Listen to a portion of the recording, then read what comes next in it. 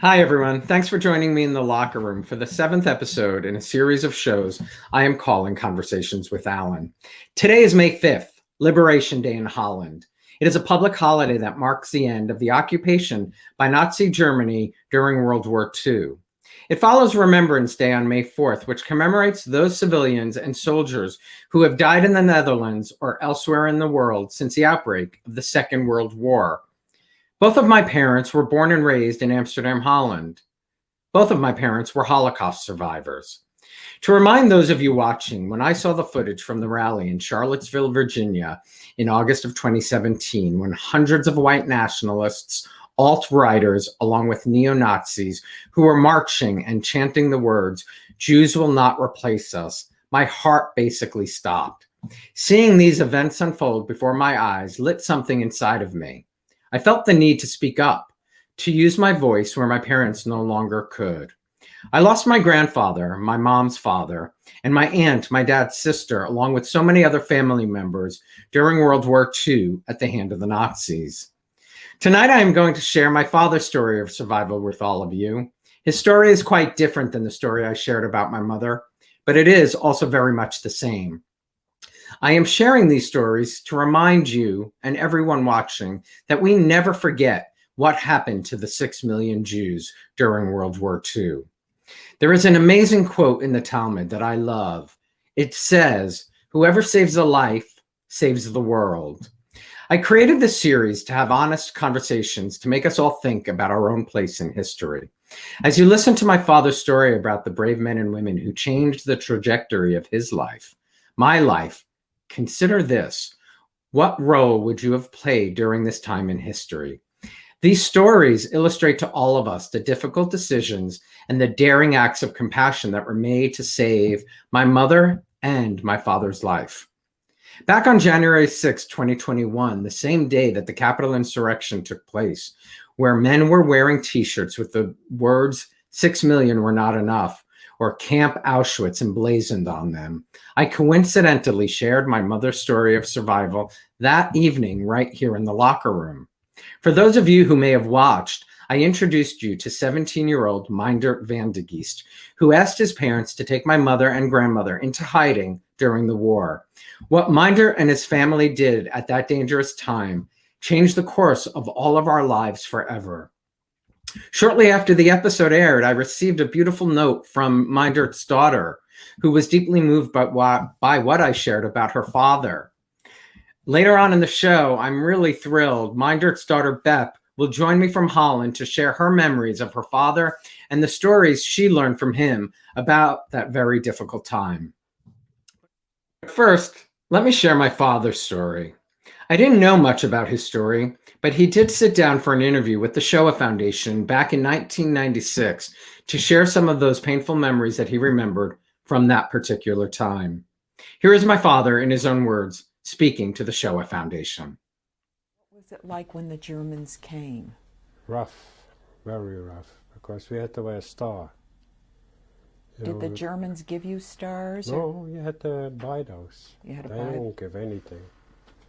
And then after that, they called my sister, because she was over a certain age, they had to go by themselves.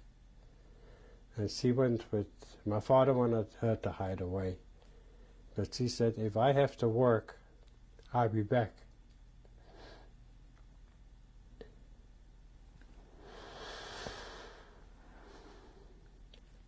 But It never happened. How did you know that the Germans were coming? Well, they let you know what section of Holland they were going to do it in. So you knew your family? We knew they were coming. So, and we had a cellar, we had a grocery store under us, and there was a cellar we hid away in. Do you remember your family making plans for all this? Oh, yes. And I was very sick that day, so they had to cover my mouth so I won't cough. Well, the Germans ran through the hallway upstairs into the apartment and broke the doors down. Then they went upstairs by the people who closed the cellar on us, and they said they're gone. They were not here no more. And that's how we got away. And an uncle of mine came the next day, and took us all away.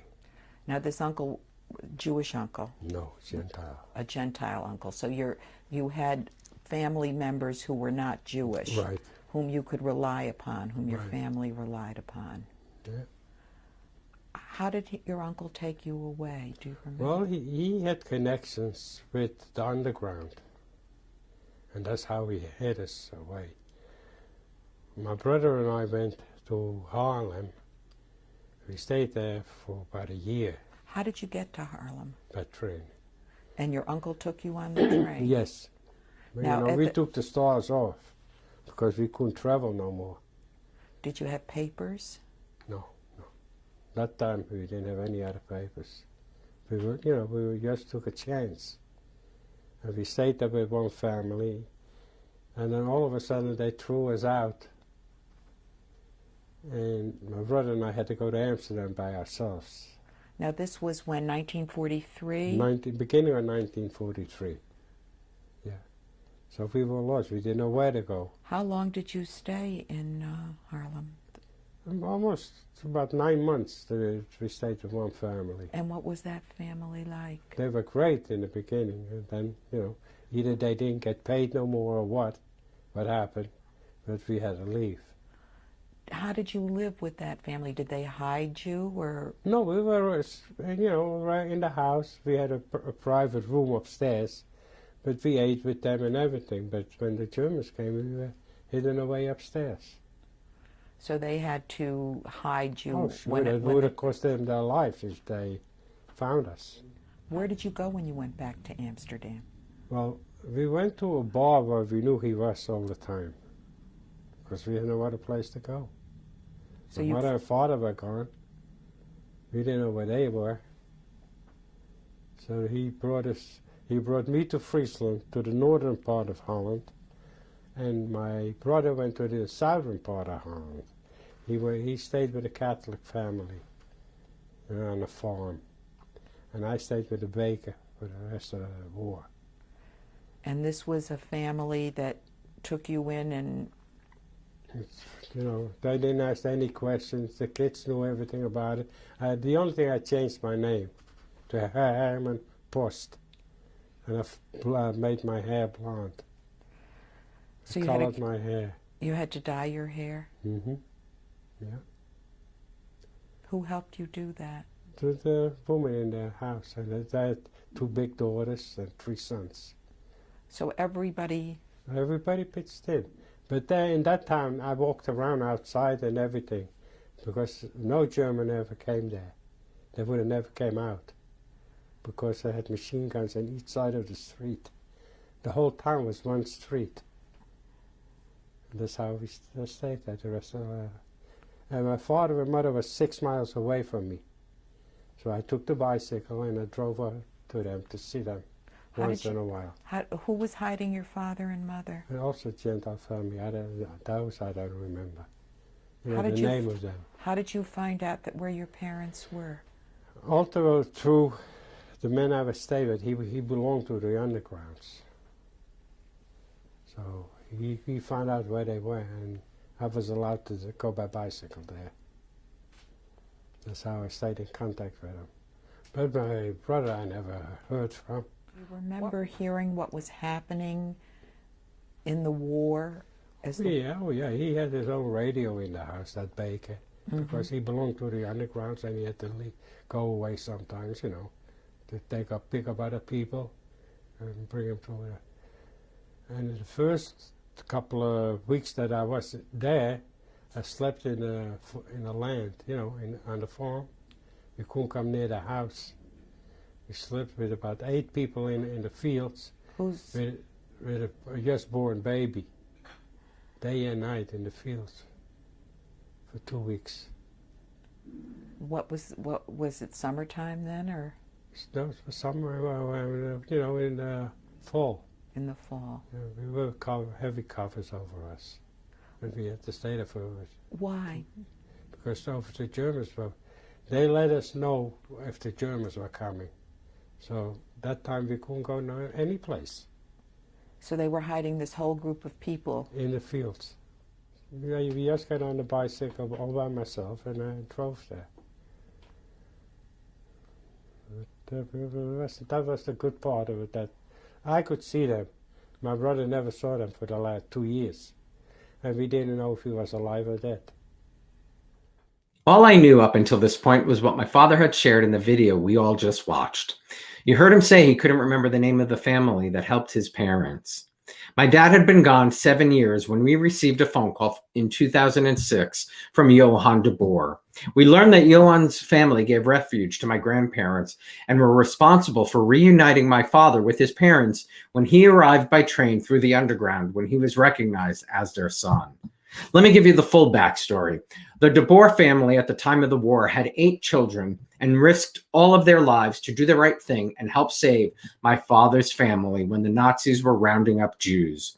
Long after the war, they wrote this story down and published it in 1993.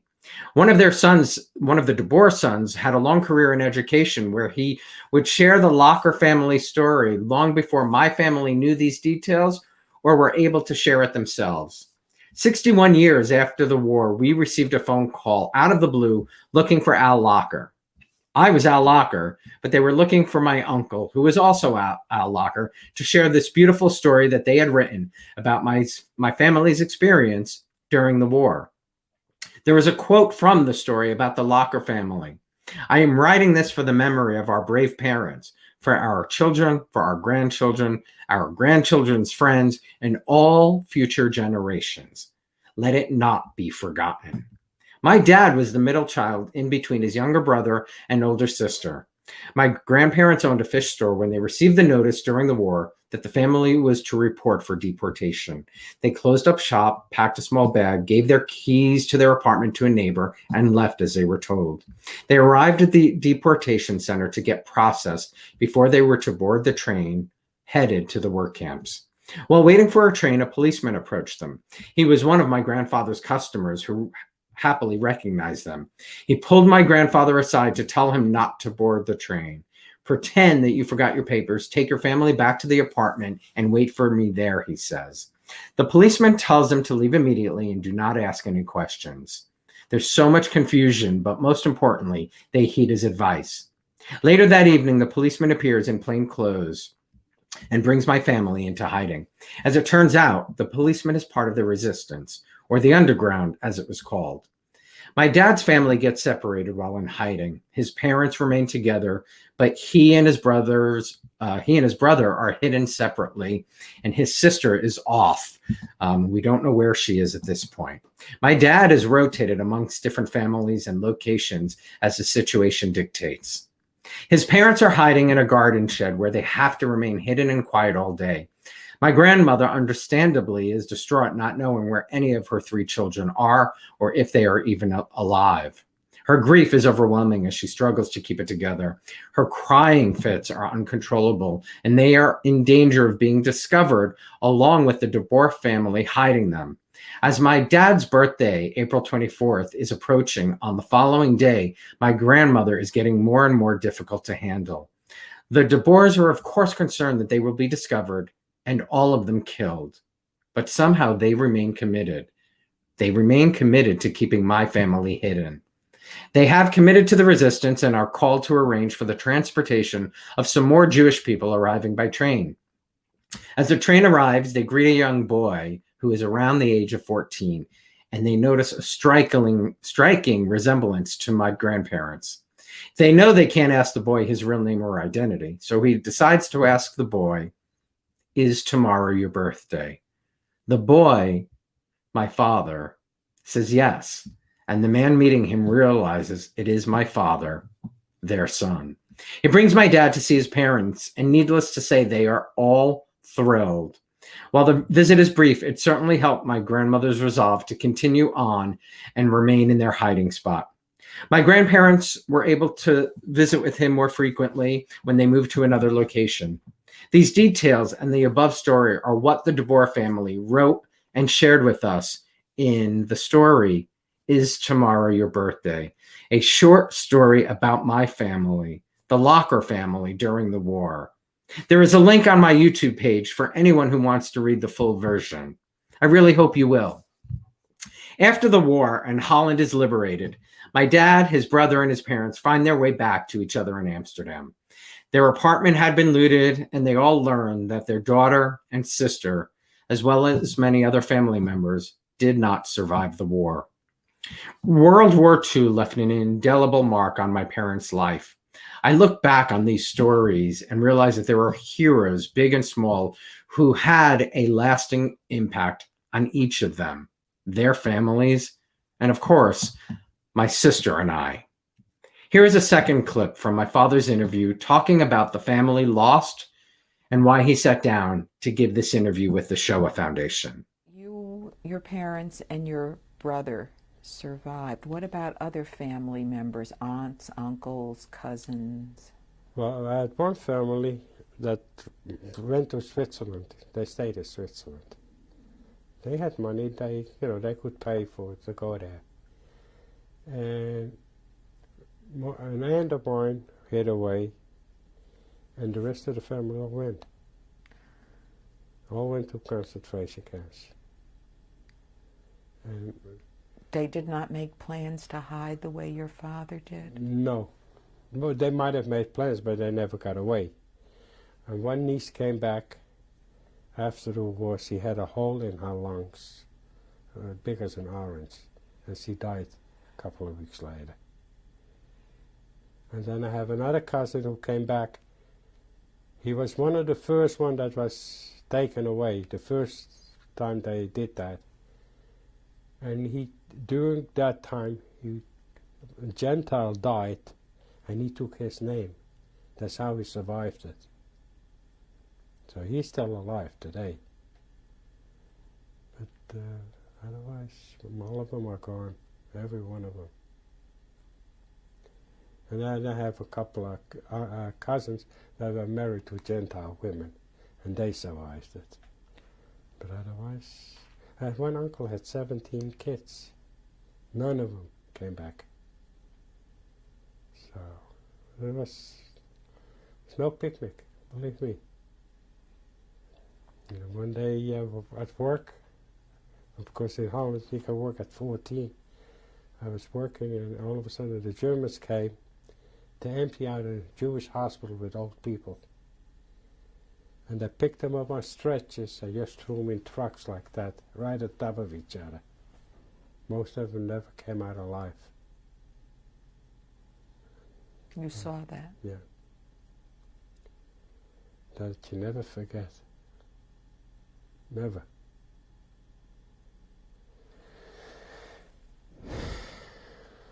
That's why it is no pleasure to talk about these things today. Even it is a long time ago. But I'm doing it now for my kids, so they know about it. So they won't forget what happened. Were you aware that the war was coming to an end? Oh, you heard it all the time. They were talking about it. Because we had a radio, we heard from England, the reports. And then we heard about the invasion, so we knew it was coming. And when did it come? May 5th, boy, did it. What do you remember about that? Well, the jubilation, it was unbelievable, You could go and do whatever you want to do. So I went right away to my parents. Is there anything that you would like to say as part of your message? Yes, I wanted to keep this alive. Because the young Jewish people should know about what happened those years. They gotta know it. Because I hope for them it never happens again. You want Jewish people to make sure that it doesn't happen again That's to right. them? Because it was a horror. Even though I wasn't in a concentration camp, we suffered enough. I'm so happy my dad shared his story and that the DeBoer family found us to share what they wrote, and that I can continue to share it so we all ensure this never happens again. On January 21st, 2 weeks after I shared my mother's story with all of you, I received that letter on WhatsApp from Meindert van de Geest's daughter, Bep, who had watched the January 6th episode of Conversations with Alan, where I shared the details of how her father helped save my mother's life. There were parts of the story she wasn't familiar with, but there were other things she shared with me in that letter that I was unaware of. I'm so happy that we connected, and I'm even more excited she agreed to stop by tonight, joining me from Holland to speak with me. Please welcome to the locker room, Bep Quine. Hi there. Hello, here I am. Thank you so much for being here. And Yes, it's really, thank you so much for sending me that letter. As I've got a message from Regina and Janita, Yeah. and they sent me your video tape. And when I saw it, I said, I have to say that I'm a daughter of mine, that because I was proud of my father, the way you talked about it. I mean, yeah, I mean, you know, without your father, I wouldn't be here. Yeah, you said that already. Yeah. But, you know, it's so true, though. And you have children, you know, to think about your own children. I mean, knowing that your dad was 17 when he asked his parents. Yes, you told it. I didn't know. I heard that. I wrote you by the Yad Vashem ceremony. Oh, right. The ceremony that we honored your grandparents at. Yes. Yes, that's where you learned he was 17 at the time, right? No, I didn't know that he had a role in this whole story. He never thought that. He said that you, your grandmother and mother, have to. How do you say it? I didn't know that he played a role in it. Right. He didn't show that. I mean, it's so. My mother, you know, that's one thing I know for sure. You know, she had your dad's picture up in the house. I mean, she knew the role he played. Yes, I was surprised to hear it. Yeah. Well, before we go any further, tell me about your dad. What was he like? My dad was a very, very optimistic and very kind man. He was always his humor was always good. He helped us. He was a very good man. I love that humor, you know, and kind. I mean, you know, definitely, you know, like you know, you can't even describe that. I mean, kind is an understatement, and you know, and his grandparents, you know, to risk 11 lives for two basically strangers. Yes, I think that that you can see how they were. They were not only thinking about themselves, but also from other people. And my father was also a sweet man. He was always cheerful to us, but also to other people. So yes, he was always ready to help everyone. So well, you know, I think that definitely stems from you know, his parents, because, you know, Janita and Regina, you know, spoke about that as well. Their parents taught them, you know, to have the door open. yes. Yeah, I mean, it's. Hey, do you remember, you know, when you first learned about my mother, and, you know, like as a child, did you? What Yes, did you? my parents often talked about the past and about the war. So I can't remember exactly when they told about your mother and grandmother for the first time, but they belong to the family and to the stories they always told. And when he thought about us about them, he was always it looked for me, it was normal that they did it and they belonged to the family. So Yeah. when I was a little child, I heard the stories of my of my grandparents and my, so it belongs to all the stories they told about the past. And it belongs to all, right. I mean, it's, Regina and Janita and John and to you and your siblings. And, it's, yeah, it's an incredible, bond that we all didn't know really existed, Yeah. I think you heard in when I shared my mother's story, when we arrived in 1996 on a family trip and showed up at Count's house, Regina and Janita's parents' house, everybody was there to see my mother as if she was, a celebrity, but she was family. Yeah, yeah, yeah. It's crazy. Can you, in the letter you shared with me, can you repeat the story about the raid, and your father? Yeah.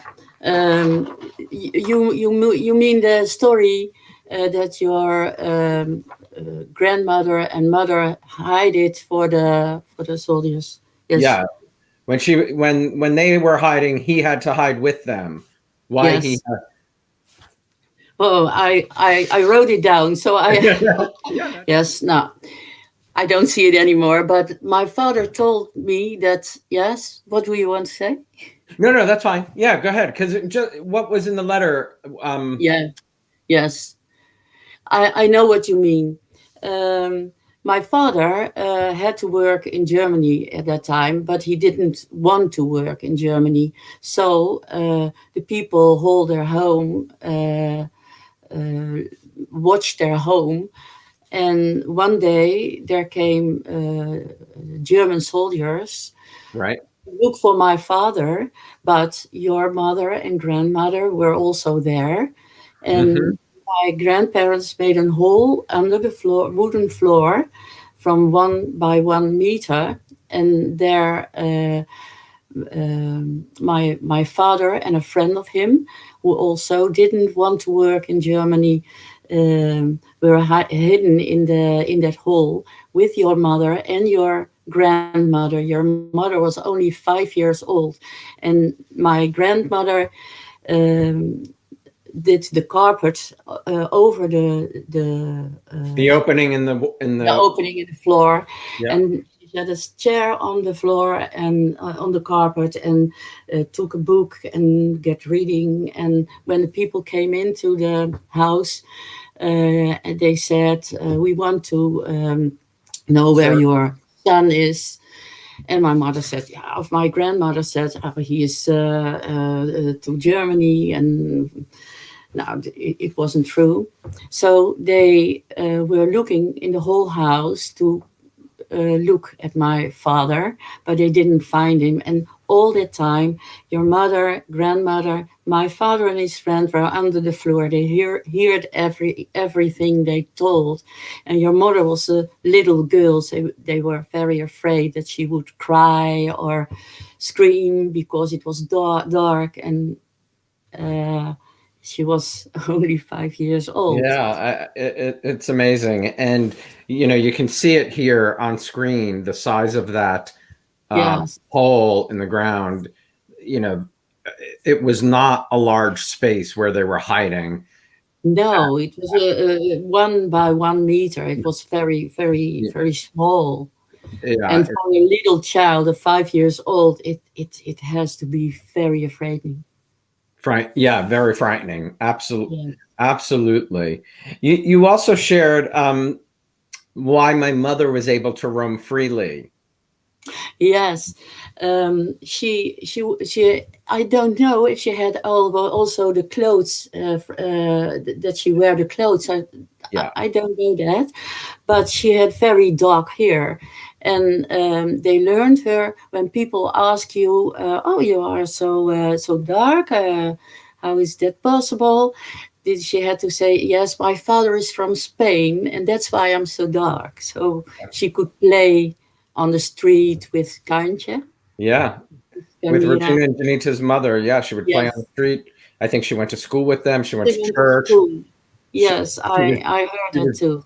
she was dressed in the Dutch costume, as you can see here in this picture, and yeah, it's pretty, amazing that they survived for 2 years there.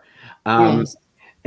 and you talked, when your dad was talking about my mother, he was, talking that she was family, right? Yes, he always spoke with love from of your mother. Yeah, for me, she belongs to the family. So it's very special that I've seen her once in my whole life when she lived in Amsterdam, not before that time. So my father always spoke with love about your grandmother, but I didn't. I think that they had not uh, very much contact to each other. I don't know how Right. you say it. Yeah, right. They didn't keep in touch. I Yes, don't yes, think my grandmother necessarily kept in touch, but my mother, I think, definitely did. I'm sad we don't have a photo of my mother and your dad. I mean, somebody must somewhere from that time that we just don't know about, but it would be amazing if we ever found a photo of them together. But I yes, think, yes. but I think you said he referred to her as his sister. Yes. Always talked about her as a sister, and he had very had not very many stories of her, but she belonged to the family. That's what I've always thought. Yeah, I mean, I think you heard when I shared the story, it was, when my first nephew was born, and my mother called,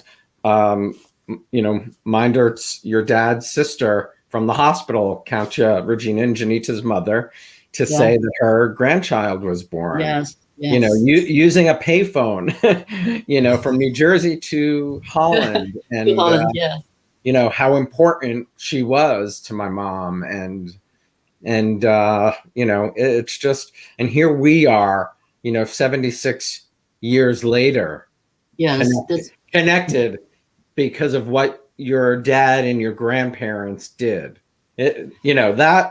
That gives me chills, like, to know. That's very special. And Yeah. the things you told about your father, Yeah. it's unbelievable for me that people do each other that kind of things. It's I've Yeah. no words for it. It's hard. I mean, my sister thinks Yes. about it a lot. She's raising two children, and what would she do? I mean, we all have to think, what would we do? Right. Yeah. I when I shared my mom's story back in January, I said 11 lives were risked for two. And just now, in sharing my father's story, Yes. they had eight, I think, children, or eight family members. There were eight people in their family, and risked Hmm. their lives. But thankfully, and we all don't know what we would do in those same situations, but we hope we'd make the right choice. Yes. Yes. I agree with you. Yeah. Um, have you shared this story now with your children? Yes. Yes. Of course. And our children are very. They are proud on their grandfather because and they said, "Oh, um, should we do it the same with the same risks as my grandparents took?" Uh, you can't say that. I think that you would do it, but You can't yet. You don't know until you are. No, it's so yeah, far It's from powerful, far from yeah, our imagination. Well, that's yes, yes, why I hope, with you and I here and we share these stories, that we don't ever have to think about that again. yes. That would be good, very That good. that would be the best outcome of anything, Yes, but it's definitely something. I heard from Regina and Janita yesterday, and Regina said to say hello, but Regina shared with me, and then today Janita sent me photos that the farm was torn down. yes, yes, yes. You're right. That makes me so sad that it's no longer, I'm thankful that I got to see it in person where she was hidden away, where my mom was hidden away. Yeah, But the new owners, are rebuilding on there, but yes, it really holds this period of time and this amazing experience. It's not an amazing experience, but it's a moment that without that house, yeah, yes, yes. It's said that the farm of my grandparents is not longer there. yeah. They built several houses there. Did you grow up playing on the farm? Yes, we always went to my grandparents with Christmas time and then the summer holidays, and then we played. It was a paradise for us. It Yeah, I mean, that's so funny because my mother, it was not an animal person. And when we took her back in, I think 96, we got her up on the horse, but to think that she was just playing with all those animals is really special. That's amazing, man. Yeah, Yeah. it's very funny, but it's not. I'm just so thankful that we were able to be there. And Bep, I'm so thankful that you joined me today. Really sharing these stories, and thank you for sending me that note. And Yes, and I want to say, when you are in Holland, you're always welcome, Maya, in our house. So we will absolutely come to have a meal. yes, we'd like that very much. So would we. Stay well, and thank Okay, you so much. and thank Tatsi, you that I could tell that story. you're very welcome. I really appreciate it. Okay. Bye bye. I'm so glad Bep could join me this evening. Bep and I actually taped that interview on Sunday, April 25th, and I received an email from her on Monday morning, the next day, asking me to include some additional information about her dad. She felt she didn't share personal stuff and was hoping I would be able to do so. How could I say no? Without her father, without Minder, I would not be here. I would not be alive. Let me share what Bep shared with me. After the war, her father joined the army. He wanted to go to Indonesia, which was an island group that belonged to the Dutch kingdom at the time. During World War II, this was occupied by the Japanese, and he wanted the people there to be able to live in freedom again. For this, he went to England for the training in 1945 or 46. When he returned, he was engaged to Bep's mother, and on October 1st, 1946, they were married. And the next day, he was shipped off to Java indefinitely. He returned home 3.5 years later, and he came back to Bunschoten, Holland, when Minder and his wife, Bep's mother, went to live on the farm where he was raised, where my mother and grandmother were hidden away during World War II. Her older sister, Yanni, was born in 1951, and Bep was born in 1954. Shortly thereafter, they moved to another house in Bunschoten. Her father worked as a financial employee at a factory in Bunschoten, but because things were going badly with the factory, he decided to rejoin the army as an administrator. Her father actually wanted to become a teacher, but because of the war, he could not finish his studies, and that's why he chose going into the army. Her parents moved to Ede in Holland, where her sister Hetty was born in 1956. They had a carefree and pleasant childhood. Her parents were always involved with the kids, and everyone was always welcome at their home. Her parents were active in club life. They both sang with a choir, her father with a male choir and her mother with an oratorio association. Her father was a treasurer of various associations, including the choir, a volleyball club, and a gymnastics association. As a result, many young people came by the house to visit. Her parents loved it. The coffee was always ready for anyone who visited. In 1984, her parents were set to go on a long trip to Greece. It was supposed to be a 9-week vacation, but after 2 weeks, they got the terrible news that her father had died of cardiac arrest while on that trip. Fortunately for Bep and her siblings, they have very good and beautiful memories of him. Sadly, Bep's children never knew him. Their oldest daughter, Suzanne, was 6 months old when he died, but because of the stories about him, his humor, and his beautiful character, he is still with them, just like their mother, who passed away in 2010. I'm so glad Bep shared that additional information so we can get a feeling for who Minder was. One of these days, I'm going to sit down in Holland with Bep to talk about this story some more. But as I leave you tonight, I want you to remember we all have choices to make in life. Speak up, do the hard thing, and let's all make sure nothing like this ever happens again anywhere in the world. And please remember, whoever saves a life saves the world. Thank you for watching.